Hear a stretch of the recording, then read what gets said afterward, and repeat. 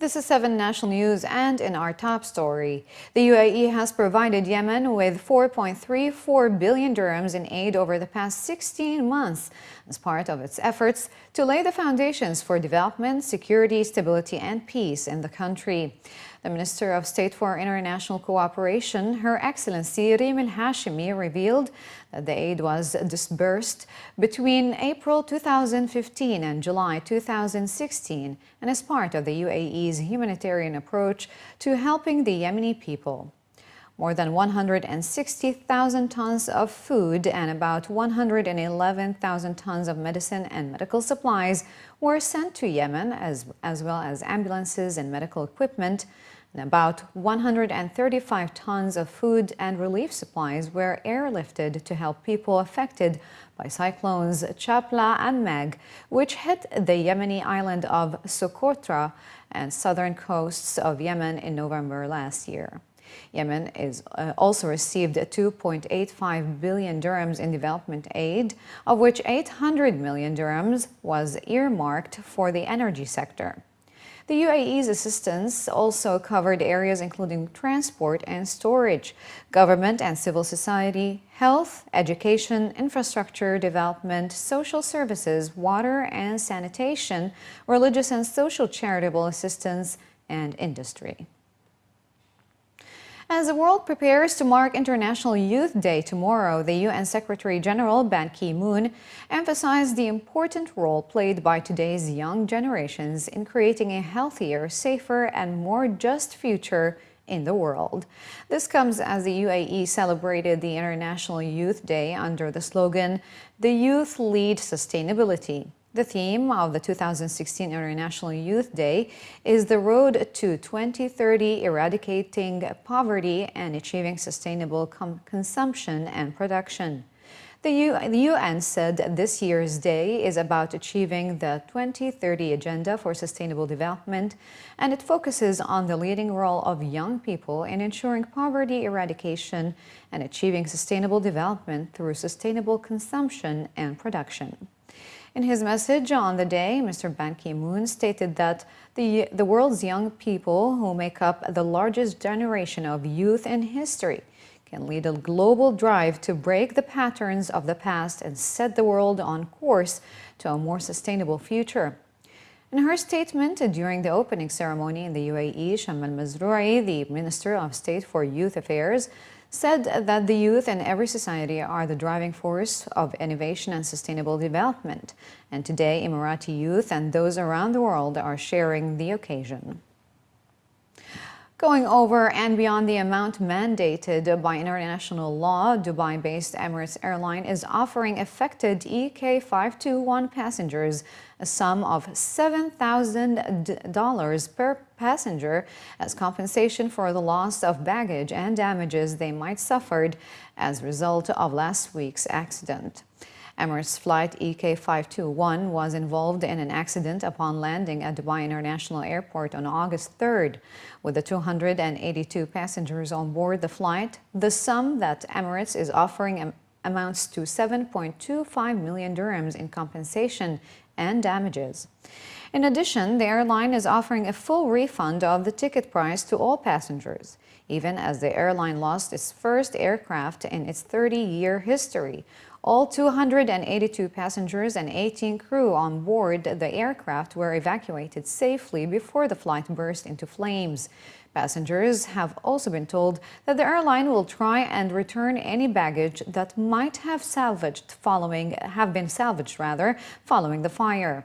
In accordance with international law, passengers are entitled to $1,570 per person for the loss of baggage and personal effects. Additionally, Emirates is also refunding tickets in full and said an additional $5,000 will be transferred to the passengers' accounts in respect of any other damages suffered as a result of the incident. To accommodate the ever-increasing vehicles and traffic, Sharjah now has a new ring road that links it with the major Sheikh Mohammed bin Zayed Road.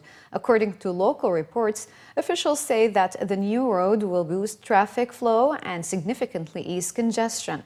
Engineer Youssef Al-Suwaihi, the chairman of the Sharjah Roads and Transport Authority (SRTA), was quoted as saying that the twin road runs parallel to the borders of Dubai. The 3-kilometer-long road, built at a cost of 49 million dirhams, starts from behind the Sharjah English School, passes by institutes, Ma'ahid Land, and ends at the Oud Rakan Bridge on Maliha Road. He added that the major 2-lane road, completed on schedule, has opened for traffic today. The road is 7.3 meter wide and 2.5 meter hard shoulders and a concrete road island. The key road project is a value addition to the road users in the 15th and 16th industrial areas and those passing via the container terminal and institute's land. Al-Suwaihi added that the SRTA adopts only the latest international standards and practices to ensure road performance and traffic safety. The Pakistan Association Dubai is set to officially launch its landmark expansion project called Pakistan Center on its Independence Day on the 14th of August this year. At a press conference in Dubai on Tuesday, it was announced that the expansion project will be launched under the title One Nation, One Dream. And the new center will have a medical center, gym, restaurant, office blocks, and a mosque, catering to the social welfare needs of the community. The main highlight of the expansion project, according to officials, is a medical center, which will be a not-for-profit center within the Pakistan Center and the first of its kind in the GCC group of countries by any expatriate community. It was also highlighted that the new center, which is being built with an estimated cost of 12 million dirhams, will provide all members of the Pakistani community an opportunity to meet, socialize, and strengthen their bonds of identity unlike never before. Furthermore, it was mentioned that the new center was being launched with a firm commitment to provide access to the best medical facilities to its citizens, and the polyclinic is expected to open in 18 to 20 months, operating 6 days a week in the premises of the Pakistan Association of Dubai. The expansion plan will also support facilities for public health issues, training and research, as well as partnerships across various communities. The expansion plan is 12 million dirham project, which we have introduced a concept of adopt a brick. So we'll have 12,000 bricks to be sold to the community, and 12,000 bricks would raise 12 million. That means one brick each would cost 1,000 dirhams. And a community member, by owning or buying a brick, would become an owner of the brick and would automatically become part of the association, contributing not only towards the center, but also towards the activities of the club. No doubt, once completed, this would be a landmark achievement by the community. It will be the most latest state-of-the-art club among all the communities, and it will serve all the needs of the community in UAE. And it will set an example for other communities to follow. This year's hottest days may soon be over, as temperatures are expected to gradually drop in less than 2 weeks, forecasters said on Wednesday. According to a local daily, forecasters from the National Center of Meteorology and Seismology said July and August are the hottest months in the UAE, when the maximum temperature is between 48 degrees Celsius and 50 degrees.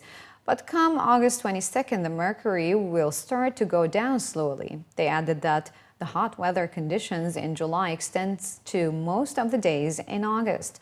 The prevailing winds are northwesterly during the day and southeasterly during the night. The weather for the remainder of the month will still be hot in the 40s range, but will no longer be on the upward trend. The forecasters cautioned residents from referring to internet apps or car temperature readings, as not all follow the standard way of measuring temperature accurately. In addition, there will be no huge difference in the weather on Thursday and Friday, as it will continue to be hot and relative humidity is expected to increase, especially in the western region. Clouds associated with rainfall may form over Al Ain and Hatta and some southern areas of the UAE. And finally, in the bulletin film, music lovers are in for a treat when the NSO Symphony Orchestra opens its 5th season with a night at the movies Extreme on Friday 30th of September in Abu Dhabi at the Emirates Palace Auditorium.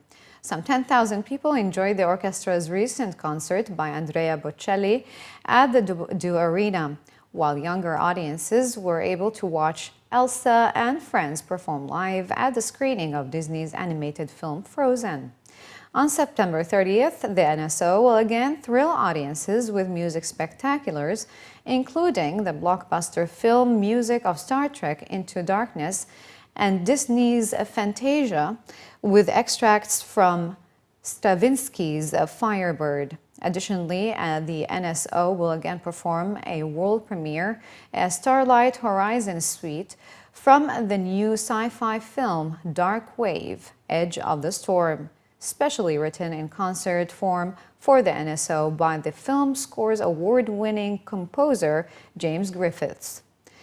According to the organizers, younger audiences will enjoy a 1-hour educational and interactive matinee performance on September 30th, when music director and orchestra conductor Andrew Berryman will take them through the film music as well as the theme music of the Cartoon Network original series, including Gumball, Adventure Time, the Powerpuff Girls, and the Emirati cartoon character Mansoor. They added that a night at the movies Extreme will be performed at 7:30 p.m. on Friday, September 30th, and there will be a matinee at 4:30 p.m. for families and students, which comprises a 1-hour educational concert without an interval.